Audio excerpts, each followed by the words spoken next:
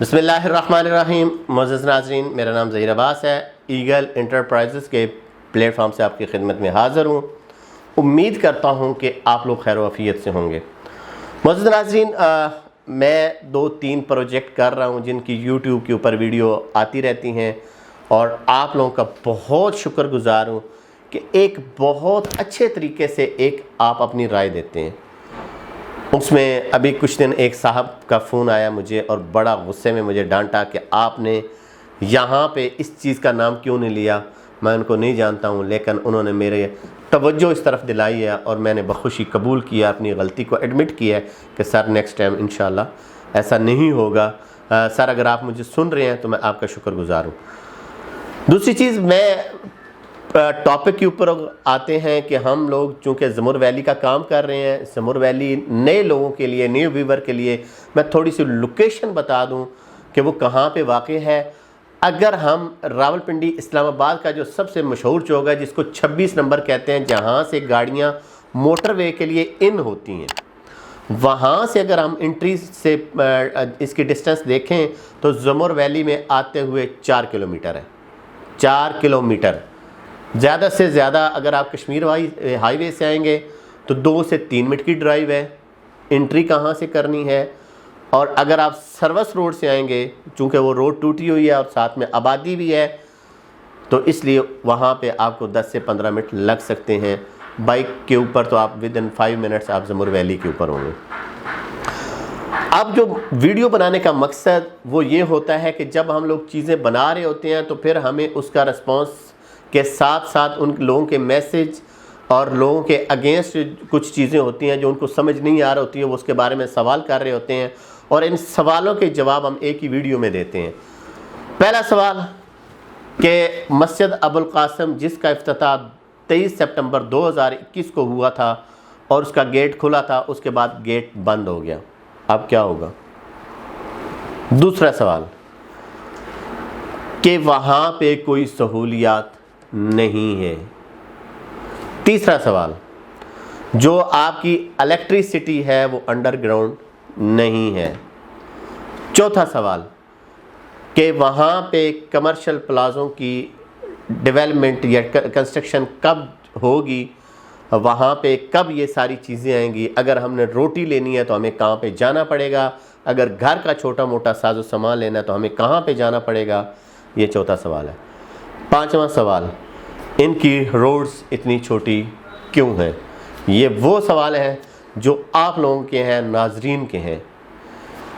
आज मैं इसके ऊपर थोड़ा सा आपको बता दूं कि अगर मस्जिद अबुल कासिम का गेट बंद हो गया तो क्या इसकी कोई एंट्रेंस नहीं है? उससे पहले भी इसकी एंट्रेंस थी और आज भी है। जो आपकी रोड सर्विस रोड आ रही है, साथ साथ वो सर्विस रोड आपको वहाँ तक ज़मुर वैली तक लेकर जाएगी। ये नहीं है कि बहुत ज़्यादा रोड टूटी हुई है और आप गाड़ी नहीं चला सकते हैं या गाड़ी गुजर नहीं सकती है, ऐसा कोई इशू नहीं है। आप अगर ट्रक भी बड़े बड़े लेकर जाएं, लोडर ट्रक भी लेकर जाएं, तो वो बाआसानी, टाइम 5-10 मिनट ऊपर नीचे हो सकते हैं, वो बाआसानी ज़मुर वैली के अंदर आ सकते हैं। इतना बड़ा इशू नहीं है। जो मसला इसका जो मस्जिद अबुल कासिम का है, तबलीगी मरकज़ के गेट का, तो मेरी एक बहुत उनके करीबी जो है ज़राए से पता चला है कि ये थोड़े टाइम के लिए इन्होंने बंद किया है, लेकिन ये अगले कुछ टाइम में 1 हफ़्ते 2 हफ़्ते तक मुज़ाकरात जारी हैं और इंशाल्लाह ये दोबारा खुल जाएगा। और अगर वो खुल जाता है तो फिर जैसे रेट 5 या 4 लाख रुपया इंक्रीज़ किया है विद इन 1 मंथ, ये मज़ीद ऊपर जा रहा है। नीचे आने वाली इसकी कोई गुंजाइश नहीं है। और मैं दावे से कहता हूँ कि जो बंदा इसमें इन्वेस्ट करेगा रावलपिंडी इस्लामाबाद के सबसे नज़दीक इस प्रोजेक्ट में, वो फ़ायदे में होगा। ये पहला सवाल था। दूसरा सवाल, यहाँ पे कोई सहूलियात नहीं है। तो जूँ जूँ आबादी बढ़ती जा रही है तूँ चीज़ें आती जा रही हैं। पहले 1 या 2 घर थे तो लोगों ने अगर अपना इलेक्ट्रिक का सामान या अपना प्लम्बिंग का सामान लेना था, उनको तरनौल आना पड़ता था या जो 26 नंबर का एरिया बाज़ार, वहाँ पे आना पड़ता था। लेकिन आज अगर आप जाएं तो आपको इलेक्ट्रिक का और प्लम्बिंग का सामान वहीं से मिल जाएगा।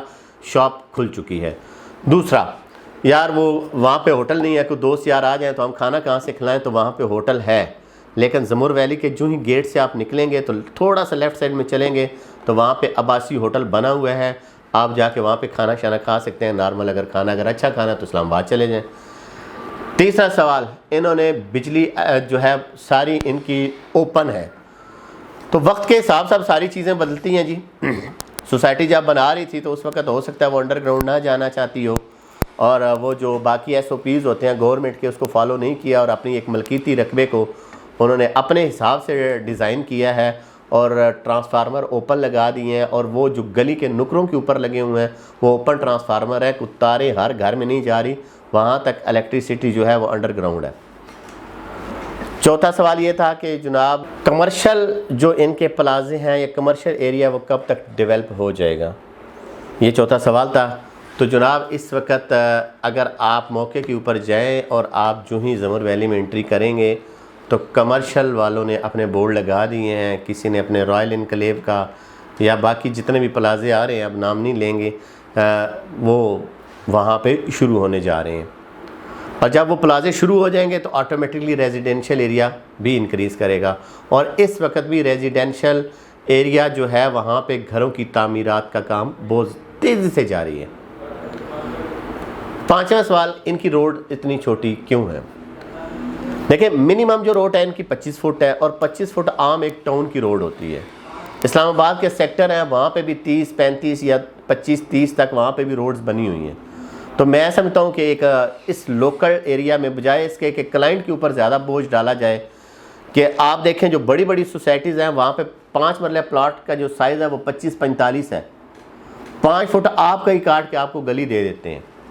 तो उन्होंने आपका प्लाट नहीं काटा बल्कि 25-50 जो फुल साइज़ है वो इन्होंने वहाँ पे दिया है, और इसलिए उन्होंने गलियाँ मिनिमम जो वो है वो 25 फुट है, और मैक्सिमम जो है वो 60 फुट रोड के ऊपर भी रेजिडेंशियल है, 50 फुट के ऊपर भी है, और 70 फुट के ऊपर भी है। वो आपकी डिमांड के ऊपर होता है, आपकी चॉइस के ऊपर होता है।